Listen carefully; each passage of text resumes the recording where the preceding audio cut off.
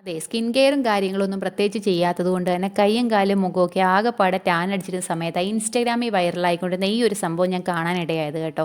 വില കണ്ടപ്പോൾ ആദ്യം ഒന്ന് ഞെട്ടിയെങ്കിലും ടാനൊക്കെ മാറുമല്ലോ എന്ന് മനസ്സ് പറഞ്ഞപ്പോൾ ധൈര്യമായിട്ട് ഒരെണ്ണം ഓർഡർ ചെയ്തിട്ടുണ്ടേ. അപ്പോൾ ഈ സാധനം വന്നു കഴിഞ്ഞപ്പോൾ ഇതിൻ്റെ ഒപ്പം കിട്ടിയ ബുക്ക്ലെറ്റ് ഞാൻ തലങ്ങും വിലങ്ങും അരിച്ച് പെറുക്കി വായിച്ച് പഠിച്ച ശേഷമാണ് ഇത് അപ്ലൈ ചെയ്യാൻ ഒരുങ്ങിയത് കേട്ടോ.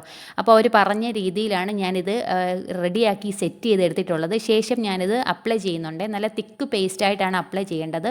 അപ്പോൾ തിക്നെസ് കുറഞ്ഞതുകൊണ്ടാണ് എൻ്റെ ടാൻ മാറാത്തതെന്ന് വേണ്ട. അതുകൊണ്ട് ഞാൻ നന്നായിട്ട് തിക്നെസ്സോട് കൂടി തന്നെയാണ് തേച്ച് കൊടുത്തിട്ടുള്ളത്. ശേഷം ഒരു 20 മിനിറ്റോളം നമുക്കിത് കയ്യിൽ തന്നെ വെക്കാം. അതിന് കൂടുതൽ വെക്കാൻ പാടില്ല എന്ന് പ്രത്യേകം പറഞ്ഞിട്ടുണ്ട്. അപ്പോൾ 20 മിനിറ്റ് കഴിഞ്ഞപ്പോൾ ഞാൻ ഇതൊന്ന് വൈപ്പ് ചെയ്ത് മാറ്റുവാണ് കേട്ടോ. വാഷ് ചെയ്യാനാണ് ഉദ്ദേശിച്ചത്. എല്ലാവരും വൈപ്പ് ചെയ്യുമ്പോൾ നമ്മൾ വാഷ് ചെയ്യാൻ പാടില്ലല്ലോ. അതുകൊണ്ട് ഞാനും അത് വൈപ്പ് ചെയ്ത് മാറ്റുന്നുണ്ട്. അപ്പോൾ എനിക്ക് നല്ലൊരു റിസൾട്ടാണ് ഒറ്റ നോട്ടത്തിൽ തന്നെ കിട്ടിയത് കേട്ടോ. പിന്നെ ചെറിയൊരു പ്രശ്നം എന്താണെന്ന് വെച്ചാൽ നമ്മുടെ കയ്യിലുള്ള ചെറിയ രോമങ്ങളൊക്കെ ഉണ്ടല്ലോ, അതൊക്കെ നന്നായിട്ട് ചെമ്പിച്ച് പോകാനുള്ള ചാൻസ് ഉണ്ട്. അതുകൊണ്ട് ആ രോമമൊക്കെ റിമൂവ് ചെയ്ത ശേഷം മാത്രമേ